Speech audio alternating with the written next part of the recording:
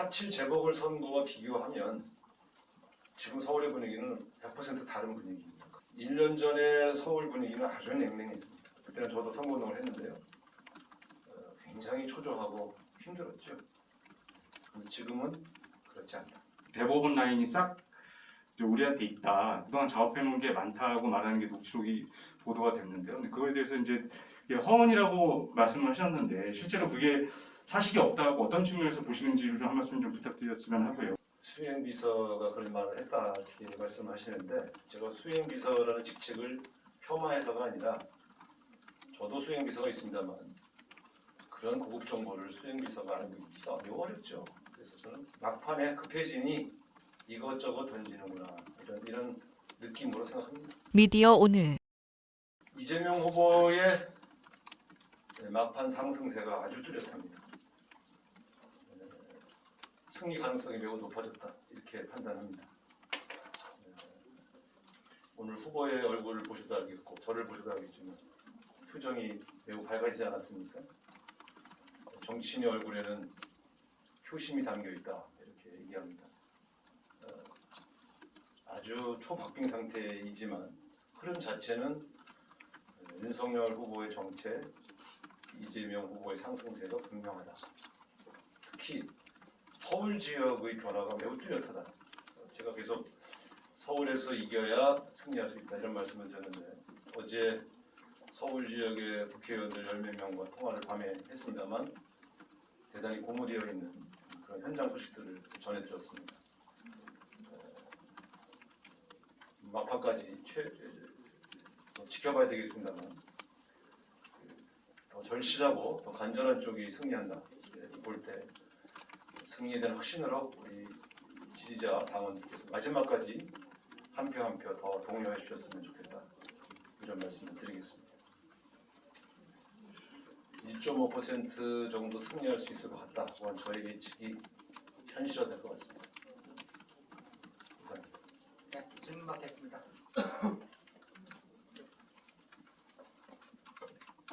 네, 플로어에서 백플로 할까요? 네. 의사님. 세계일보 김민영 기자입니다. 현장에서 어떤 식으로 좀 좋은 소식이 들려오고 있습니까?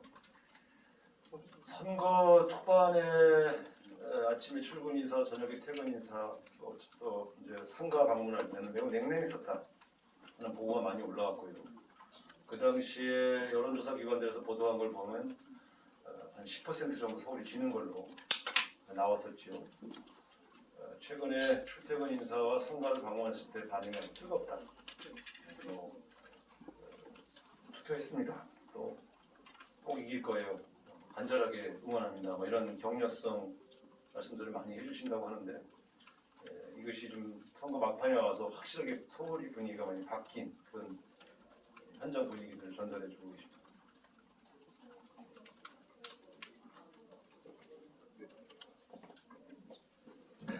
다음에 강 기자님. 네, 경향신문의 곽희양 기자라고 합니다. 그 서울과 더불어서 스윙보터층이라고 말씀하셨던 2030 여성들의 표심에 대해서 어떻게 변화하고 있는지 물론 아침에 라디오에서 말씀하시긴 좀 눈에 띄는 변화가 있는지 여쭤보고 싶습니다. 우리가 특정 계층, 특정 세대를 아주 특정해서 분석하는 일이 굉장히 어려운 일입니다만 우리가 판단할 수 있는 근거는 사실은 잘 아시는 것처럼 이분들의 의견을 대변하거나 의견들이 집약되는 커뮤니티 중심으로 분석을 해왔습니다. 본선거 시작하기 전에 잘 아시는 것처럼 이쪽 커뮤니티의 반응이 매우 냉랭했습니다. 그런데 최근에 이 커뮤니티 안의 분위기가 아주 뜨겁다. 그리고 실제로 서로 상대방을 설득하고 독려하는 움직임이 매우 활발해졌다. 이런 것들을 확인할 수 있고요. 현장에서 출퇴근하는 여성들 반응도 매우 달라졌다. 이런 분위기들을 전달받으면서 상당히 바뀌었다. 이렇게 보여지는 것이죠. 그러니까 피부로 느낄 수 있는 변화들이 확실하게 확연하게 나타나고 있는 것은 분명해 보입니다. 네, 마지막 질문 강나루 기자. KBS 강남입니다. 공장님 고생 많으셨습니다. 그 국민의힘 쪽에서는 이제 재보궐 서울시장 때도 민주당이 막판 때 몇 % 앞선다 이렇게 얘기를 했었다. 그래서 이번에도 큰 편차로 이제 지고 있음에도 불구하고 막판에 민주당이 앞서고 있다라고 얘기를 한다라고 저쪽에서는 어떻게 보면 좀 이렇게 폄하 낮게 얘기를 하는데 그 부분에 대해서 그때와 지금은 좀 어떻게 다르다 이렇게 말씀 주실 수 있으실까요? 여러분들이 증인이니까 말씀드리지만 저는 앞서고 있다고 말한 적이 한 번도 없습니다. 항상 2, 3% 뒤지고 이거 박빙이다 이렇게 말씀드렸죠. 10%, 8% 앞선다고 늘 얘기했던 분들은 국민의힘의 이준석 대표를 포함한 그쪽 선거 관계자들이 말씀하셨죠. 오늘도 제가 좀 승기를 잡았다 이렇게 말하지 않고 있지 않습니까?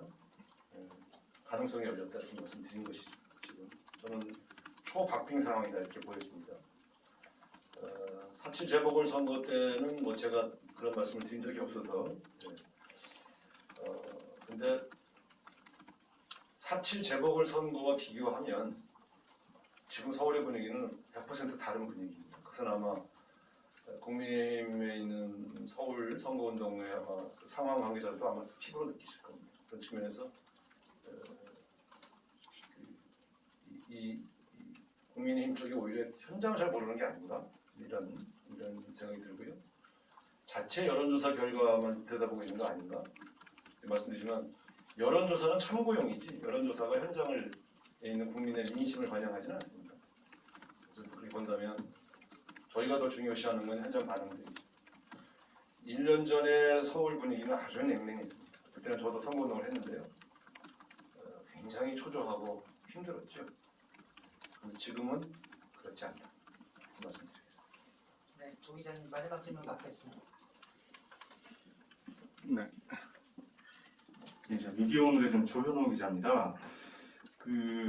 어제 이재명 후보님 선거법 위반 재판 관련해서 이제 성남시장 시절에 백모전 비서관이 이제 은수미 시장 비서관과 통화해서 대법원 라인이 싹 이제 우리한테 있다. 그동안 작업해놓은 게 많다고 말하는 게 녹취록이 보도가 됐는데요. 근데 그거에 대해서 이제 허언이라고 말씀을 하셨는데 실제로 그게 사실이 없다고 어떤 측면에서 보시는지를 좀 한 말씀 좀 부탁드렸으면 하고요. 그리고 한 가지만 좀 더 이제 윤석열 후보 관련해서 윤석열 후보가 아까 이제 그 네거티브 얘기 말씀 많이 하셨는데 선거 유세 내내 그러니까 민주당이 친여 언론을 친여 매체를 동원해가지고 하수인 짓을 계속 시켜왔다고 주장을 어제도 계속 그런 얘기를 했는데 실제로 민주당은 어쨌든 그런 친여 매체를 동원한 일이 있느냐 그런 주장에 대해서 어떻게 보시는지 또 한 말씀을 좀 부탁드렸습니다. 네. 윤석열 후보의 그런 인식이 국민들로부터 외면받게 하는 원사입니다. 대한민국의 언론인들을 무시한 일이죠.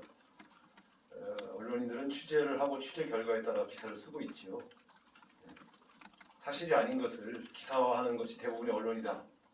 자신에게 불리한 보도는 전부 친일 서양이어서 그렇다라고 생각하신다면 매우 삐뚤어진 언론관이다. 저는 그렇게 말씀드리고 한나라의 대통령이 그런 잘못된 언론관을 갖고 나라를 운영해서는 안 된다. 저는 이렇게 충고를 좀 드리고 싶습니다.